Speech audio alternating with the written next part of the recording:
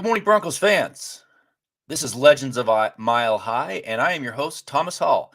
And in this show, as always, we talk a little history, a lot of current events, and I just want to say welcome to the show. And if you are joining live, I appreciate the comments. Hopefully, we get some good ones. And if you're joining later, well, for the replay, that's just fine too. Welcome to the show. We are going to talk today a little bit about why you should watch the Denver Broncos on Christmas Day. Now, I know it's Christmas, and I know that the Broncos are not playing very well. They're out of it. It's over for them this season. There's no playoffs. But there are many reasons to still watch these Broncos. And, obviously one of them being, you're a diehard fan. You're no longer on the bandwagon. You're in for good. You're going to keep watching these Broncos for sure. I mean, I would imagine that any of the Broncos bandwagons have jumped off a long time ago. This season went downhill fast, and it's been rough to watch this team for sure. And I know there's a lot of people that are kind of disenfranchised. Even the people that have been diehards like me, it's tough to watch, but you watch anyway. And I've got at least 5 reasons why you should watch this on Christmas Day and take time out of, your unwrapping presents and having fun with your family to keep watching these Denver Broncos. So that's what we're going to talk about today. And first and foremost, I think the reason why everyone should be watching the Broncos, at least every Broncos fan should be watching the Broncos, is because of Russell Wilson, really. I mean, he's back from injury, and we've watched him struggle all season, and then he had a pretty solid second half against Kansas City. So I think watching for that reason to see if that performance carries forward, even though he has been injured and been playing pretty poorly. I think that's a big reason to watch because the Broncos, we're going to be stuck watching Broncos with Russell Wilson for good or bad for at least 2 to 3 more years, at least. So I think that's an important piece. And I think it's important to watch for the future is this team going to be able to rally behind Russell Wilson? And is he going to be able to perform at a level that is expected given his salary for sure and the expectations that everyone had coming in? So Christmas Day miracle, hopefully this weekend. Hopefully there's a back-to-back win and we get to see Russell Wilson control the offense, take him down the field methodically with the running game and get him into the end zone. That will be fun to watch. So I'm going to jump into the chat, see if there's any good ones out there, any good cons. Elias, thank you for coming in from Facebook. Really appreciate it. John Elway for president. Well, man, if you're a Broncos fan, you got to love John Elway. And I know that he's taken a lot of heat after he became the GM and had struggled to find a quarterback, and the Broncos suffered because of that. He made some poor moves later in his tenure for sure, but when you've got someone who basically turned the franchise around and got them to, he's been a part of all their Super Bowls except for one, which was in '77. I think, you've got to really have some respect for John Elway. Great player, first face on Mount Rushmore for Broncos, and he will, his legend will live on forever. Physically gifted, one of the best physically gifted quarterbacks of all time for sure, and the strongest arm that many people have ever seen. Aussie Wombat, I'm a Broncos fan in Perth, Western Australia. Well, thank you for coming in from Australia. I think this might have been the first time I've seen someone watching from Australia. And Aussie still will watch every game. I live in hope, or it might be a lot of alcohol. Yeah, I mean, it's been tough to watch, but, it's once you're stuck, no, I shouldn't say stuck. Once you're invested in the Broncos and you've been watching for a while, it's hard to not watch, even when they're bad. So, man, thanks for coming in from Australia. Thanks for watching the show. This is great. Appreciate it. Dave Glassman's coming in with a Merry Christmas, Broncos Country, and Merry Christmas to everybody who's watching. I hope that you have a wonderful holiday season and a great new year. This is going to be, we got games on Christmas, and we got games on New Year's Day. It's it's a holiday football season, so it's going to be fun to watch. Stay warm and enjoy your family and keep watching. Dom, thank you for coming in. Dom, good morning. Thomas Scott in Broncos Country. 19 outside here in Albuquerque, but still at work. Have a great day, guys. Denver Broncos for life. That's great. I'm actually in the Albuquerque area myself. So living in Rio Rancho, it's good to see a fellow New Mexico Broncos fan. And it's going to warm up a little today. It's we're missing the cold, the major cold that came in for hit Denver and those areas. So we were pretty lucky. But thank you. I appreciate you coming in. Appreciate the support. And I look forward to more comments as we discuss these Denver Broncos. And I'll just say that there have been times when the Broncos have been really bad, and there have been glimpses of what they could be for the future. And I've talked about it on a past show, so I'm not going to rehash it all.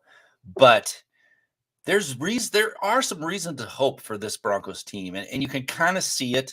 You can kind of see glimpses of it, and that's why I'm still watching, because I want to see those glimpses of what could happen in the future.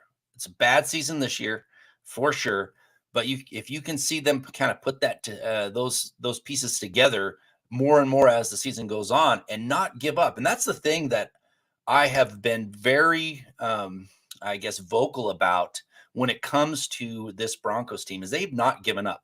And that is one thing about Nathaniel Hackett that you've got to give him credit for. He has not lost this team. Most teams would have given up by now, right? Most teams would have packed it in. They'd be getting blown out, playing terribly. I mean, you've got tons of players injured. There's a lot of reasons for this team to give up, yet they haven't done it. They've played hard, and they keep trying to play well, right? I mean, obviously their offense has been pretty bad, but I mean, they still go out there and they try hard. And I thought for sure that the defense would have given up a long time ago. Even when they weren't even out of the playoffs yet, like the defense is just tired of seeing the offense not score and they're losing games, but that never happened. So that's one thing that you got to give credit to Nathaniel Hackett for, because he has kept this team together and playing hard. Now, I mean, there's a lot of reasons not to like Nathaniel Hackett, of course, but I think that's another reason to watch. Is he going to save his job? That's the big question, right? You've seen the Broncos kind of coming on a little bit. Hackett's still playing, still coaching for his job. And I think that the ownership group and George Payton have a tough decision ahead of them. And if we watch this team continue to play hard for Nathaniel Hackett and they start putting things together, you may see him get a second season. And that's rough. It's rough to think about, right? Like, do we really want to see Nathaniel Hackett have another season? And that's tough. But depending on what he does these last couple games, you may see people warming to Nathaniel Hackett. You may see the ownership group and George Payton decide that, hey, we're going to give him another season. I mean, there's reasons to do it, obviously. I mean, like I talked about, we watched him keep the team together. So that's something to put on his check mark on the side to keep him, really. So that's what we've been seeing, and I think we're going to continue to see that till the year's out. I mean, they should have given up already. So I'm going to jump back in the comments. We got Gabe Rocks coming in, another Albuquerque Bronco fan. All right, I was not happy. Last week's game was blacked out for the one game we win. Did our improved run game have anything to do with Tom Compton? Didn't get to see. Well, unfortunately, I didn't get to see it live either. I had to watch it on Game Pass. And yeah, I don't know what Tom Compton just, he's out now. So he's came in for a game and then he's already back on injured reserve. That's I don't think it had much to do with him. I don't think he played that much, if I remember correctly. I think it's just that the Broncos have not stuck with the running game, and then they finally decided to continue to stick with the running game, and that's what that's what worked. And I mean, the other thing is the Cardinals aren't very good, and I think that from watching them in the past, I think they kind of have given up, which the Broncos haven't. And the second half went the Broncos' way, and they kind of steamrolled them in the running game. And that's I don't know who do we say is the reason for it. I don't think it was Compton, though. I mean, I don't think he played for very long. He did play for a while, but he's back on injured reserve. So, and I don't think he might have. I don't think he looked great. So, I mean, you just got to give it to the rest of the offensive line. They opened the holes for the running backs, and they played pretty well. And it's amazing how well they did play. And they were late season pickups. Kind of who knows? Latavius Murray was on a practice squad, and Marlon Mack was given up on because of his injury. And lo and behold, here we go. We got two running backs that are actually out there performing pretty well under the circumstances, for sure. So, Flo Ocho Cinco, good morning and happy holidays from Germany. State of being. Well, thank you, Flo. I appreciate you coming in from Germany. It's great to see people from all around the world as Broncos fans. And we're talking about being a Broncos fan when we've been watching them struggle. So it is hard to be a Broncos fan right now. It really is. You've got to be a real diehard to continue to stick around. I mean, I've seen some people jump ship that said they were diehard Broncos fans, and now they're fans of some other team. And it's been 6 seasons of misery, so 7 seasons of misery, and man, it's tough. But thank you for coming in from Germany. I appreciate it. It is great to see Broncos worldwide, and they are. And the Super Bowl, those early Super Bowls in the 90s, and then Peyton Manning, and then the Super Bowl in 2015 that really got a lot of fans from around the world, I think. And I don't know how long you've been a fan, but it's great to see you. Great to see you in here. So again, let's just say that the Nathaniel Hackett, the reason to watch is to see how he is kind of how he can turn this thing around. And you know what? If he wins 2 out the next 2 games, or maybe I don't think they're going to win out, but say he wins 2 games, I think he's back. So there's a reason to watch, and maybe it's a reason to watch in agony to think about him getting another season. But that's a big one. But you know what? The other reason is another coach I think that Broncos should invest their time in watching and understanding how well he's doing is Clint Kubiak, right? He's a quarterback coach, not even the offensive coordinator, given play calling duties late in the season. And he struggled for a little bit, but he has gotten better. And I mean, anybody that's a Broncos fan wants to root for the Kubiaks. I mean, Gary Kubiak has also been a part of almost every Broncos Super Bowl. And, he came in first year, won Super Bowl in 2015, Super Bowl 50. So, any Kubiak has to be near and dear to the Broncos' heart. So to go in and just, watch for his play calling and see how it is evolving and how it's getting better. And that is, something for the future to see. I mean, he could, if Hackett stays, he might be promoted to offensive coordinator, depending on how these last few games go. And I think he's been doing a pretty solid job the last couple games. I mean, he's been rough, but you have to understand that Kubiak wasn't supposed to be calling plays. Hackett was going to be doing it, and obviously he had a rough time. And here we go. We've got Clint Kubiak jumping in kind of out of nowhere. Offensive coordinator didn't even get that job, which is kind of strange. Why? What is he even doing, really? So I think watching it for Kubiak and to see what his future holds, it's going to be. I think that's a really good reason to check out the Broncos and see what the future holds for him. And he's doing a pretty decent job, and if he continues to progress the way he has, you're going to see a pretty decent offense. Once they get all the kinks worked out, which they should have gotten worked out already. Dom is coming back in saying, I will always be a diehard fan. First class organization. That's true. I mean, even if they're losing, they're still a very classy organization. I think they've won an award recently. I can't remember what it was called about their operations and what they do.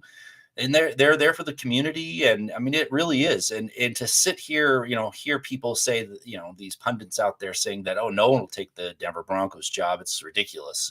No one's going to want it, and that's nonsense. I mean, I think people will jump at the opportunity to take the head coaching job if Nathaniel Hackett's, one and done. So, I mean, it's a great organization.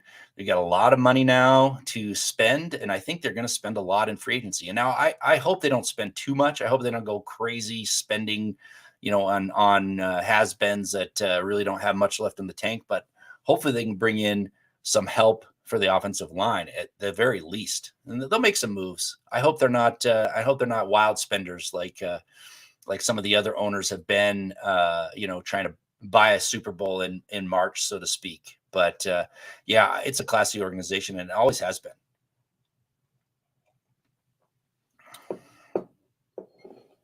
And Gabe Rocks is coming back in. I want to read this because I've talked about this game all the time. Don't forget the time Gary Kubiak nearly beat the Bills in the AFC Championship with a late comeback, replacing an injured Elway.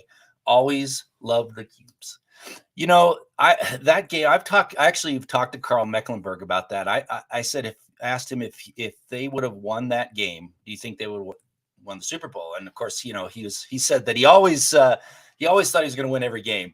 But I think that would have been a great matchup for them to go back, have a rematch with Washington in the Super Bowl. They had a better defense than the Bills did that year. I think they would have matched up a little bit better with that team in the Super Bowl. Maybe they wouldn't have won. That was a great Washington team, but it would have been a much better game, I think, than the one that you saw the Broncos, get destroyed in the second quarter. So I think it would have been a much better game. But the real reason the Broncos lost that game was Treadwell missed 3 field goals. I mean, it was a 10-7 game. They lost 10-7, and Treadwell missed 3 field goals. They should have won that game, and it should have been in the Super Bowl. It should have been that fourth Super Bowl in 5-6 years. But that didn't happen, and the Bills got another back-to-back Super Bowl. But that was a great game. And I remember watching that game, just frustrated. Elway went out. Kubiak's got a touchdown late, but again, it's just too little, too late.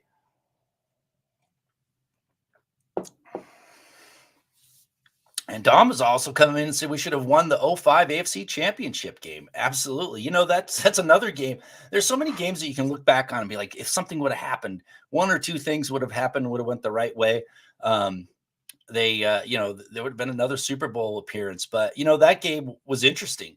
That the Broncos got most of their pressure all season from blitzing.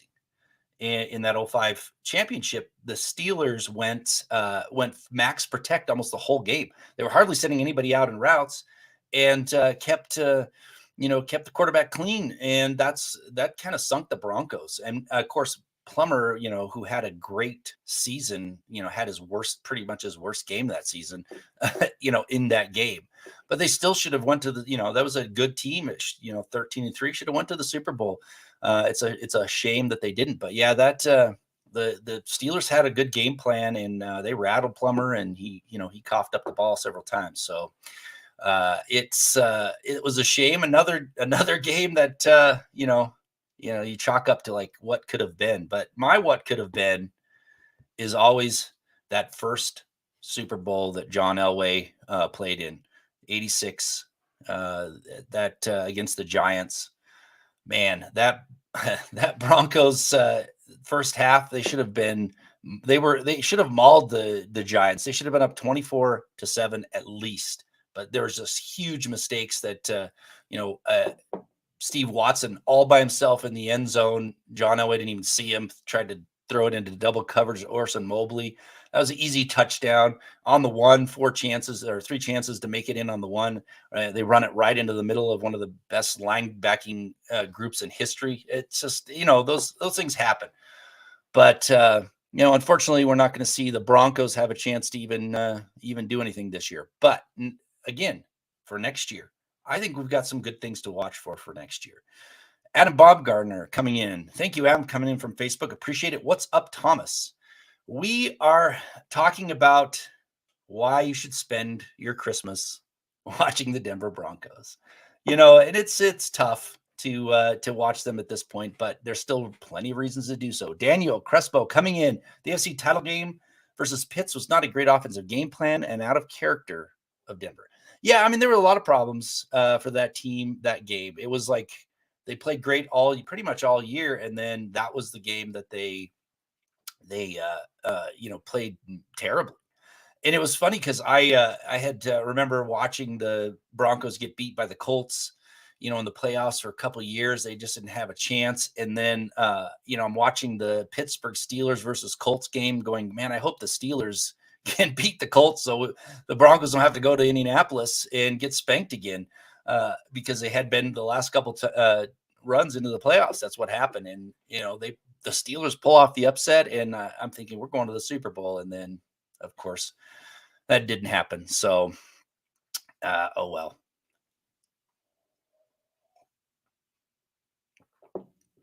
So, the next thing that you should definitely watch the Broncos for this Christmas is some of the rookies are playing pretty well, and I think they're going to get more playing time. Obviously, Mathis, the cornerback, I think he's far exceeded any expectations that anybody could have had for him coming into the season as a rookie, mid-round pick. And he had a rough outing the first start he had, but since then he's been playing really well. And I think the future of that secondary for the Broncos looks incredible. And that's a reason to watch. I mean, just continue to see Mathis improve. And then that's something that you can take into next year and next season and be like, you really don't have to worry much about finding another cornerback. I mean, they have their two corners, and then they have Williams, who's a great slot corner. I think their secondary is still going to be strong next year and maybe even better. I mean, you're going to have another season where, the younger players like Stearns, who's been injured, he gets another chance to come around. You got De'Aaron Turner-Yell, who's a rookie this year, but, he can come on. I think the secondary for the Broncos is going to be a great secondary next year if they can stay healthy, of course. I mean, that's what's killed this team mostly is the injuries, which Casey is coming in with that question. Is there any talk about addressing their strength and conditioning issues? Way too many injuries the last few years. Now, Casey, I appreciate you coming in here with that comment because that's an important thing to talk about. And I don't like to blame. I think Lauren Landau's, he's highly respected across the league and in health and fitness community. But the problem is something needs to change. I mean, it's been pretty rough the last few years, and maybe just a new face in there, a new way of doing things is gonna change their fortunes. I don't know what it is, but I think that there's got to be something that changes there. It's miserable, and a lot of these injuries are injuries that are soft tissue, things like that. I mean, it's something needs to change, and I don't like advocating for someone to lose their job. I mean, I know that I've been vocal about Nathaniel Hackett losing his job, but he's not performed well. But the strength and conditioning, something's got to happen. I haven't heard anything. I don't know what they're going to do. I think they will address it because there's been a lot of talk about it, a lot of heat, and I think maybe they will do something about it this offseason, and maybe that will change their fortunes. And I know that the Broncos started out the season pretty poorly as far as offense goes, but they were at 1.2-1, and man, they started to incur all these injuries, and it's pretty tough for any team to overcome that. So we may not have seen what the Broncos could have really been had those injuries not happened at such an alarming rate. So say those injuries didn't happen, what would this team be looking like this year? It would have been a lot better, I think. Maybe they weren't, Super Bowl caliber or anything like that, but they would have gotten that offensive team maybe more cohesive with less injuries and started to score more points sooner. And who knows, maybe it would have been a different season. But injuries in the NFL, it's just so difficult to overcome. Once you start losing really good players, you just can't compete with the with a team that's healthy. So let's see what happens, and I think they will address it. I think they have to at this point. So, but I haven't heard any talk about it yet. And then Dom is coming in with another question. Out of the running backs we have, Thomas, which one do you think will be back next year? That's a good question. They're going to have to make that decision. I think they'll probably try and keep both of them.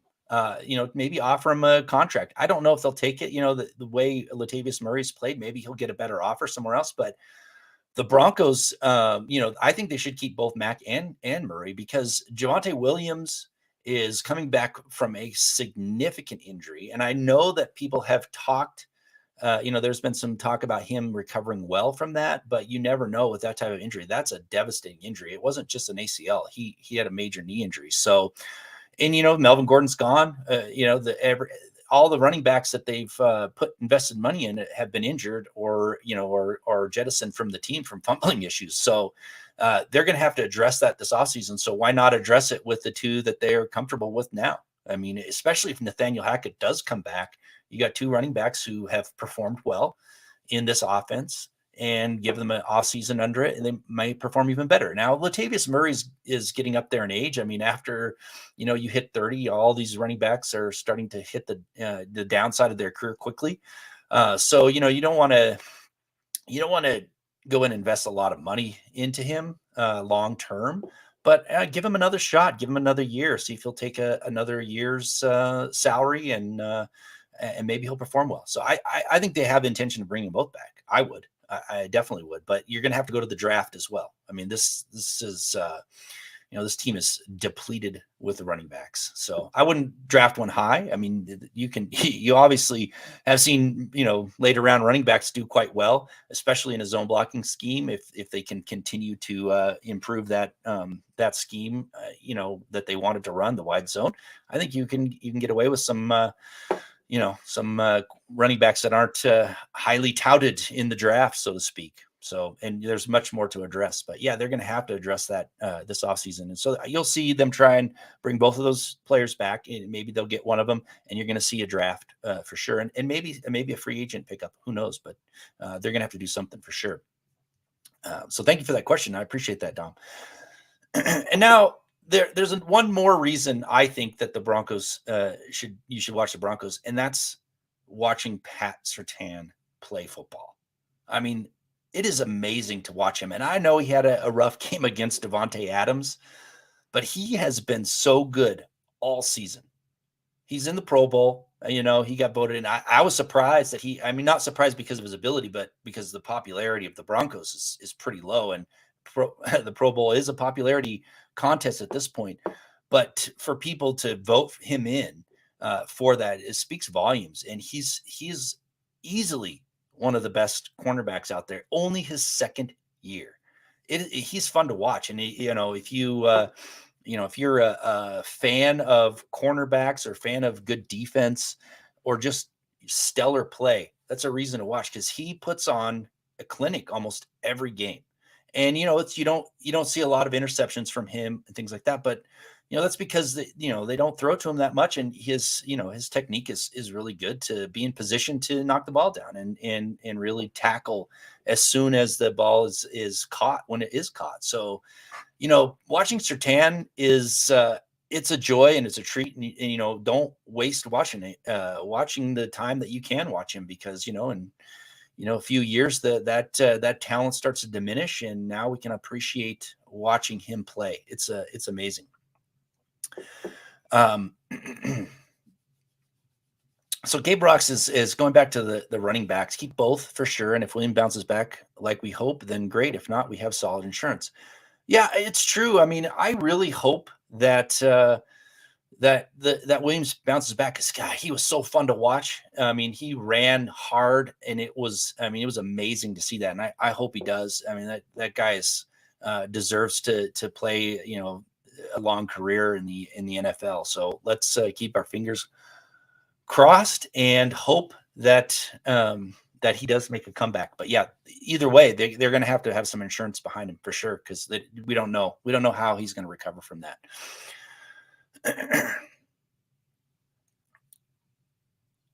Adam Bobgarner coming back in. This is interesting. Hey, Thomas, call me childish, but as I've watched the Broncos every week since 2002, when I was 7, and with such a bad season, the one thing I'm somewhat intrigued by this week is watching my first ever Broncos game on Nickelodeon. Someone deserves slime thrown on them.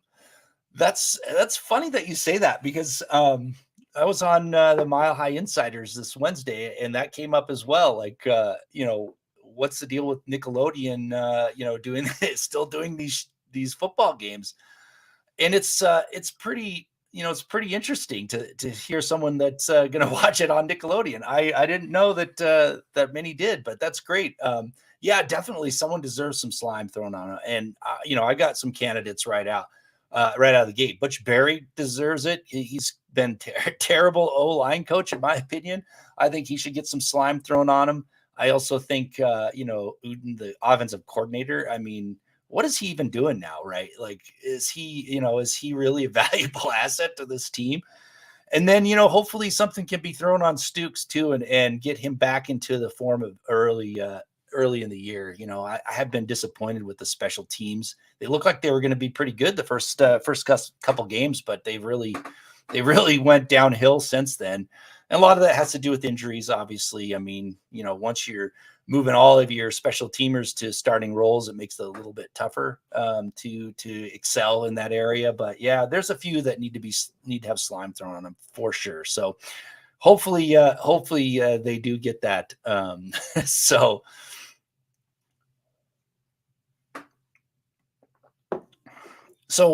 yeah.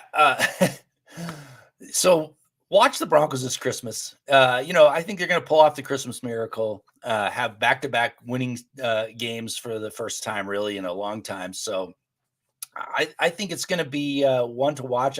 Aaron Donald doesn't look like he's going to play, so there may not be that pass rush that we saw that was just getting to ripping early. I think they're going to stick to. Hopefully, they've learned their lesson and they'll stick to the running game and really kind of neutralize any pass rush that the Rams have. And I think they're gonna pull out a victory. So check it out and check it out this week. And we'll talk about something next week. So I'm gonna bring back the Mile High Legend next week. It's something that I haven't done for a while, but I've got a story about a player that was not only a gladiator, so to speak, on the field, but actually off the field. So if you're intrigued by that, check out next week's show. So now I'm going to wrap up the show. It's been fun talking to everybody, and I hope that you all have a wonderful holiday season. Enjoy your family.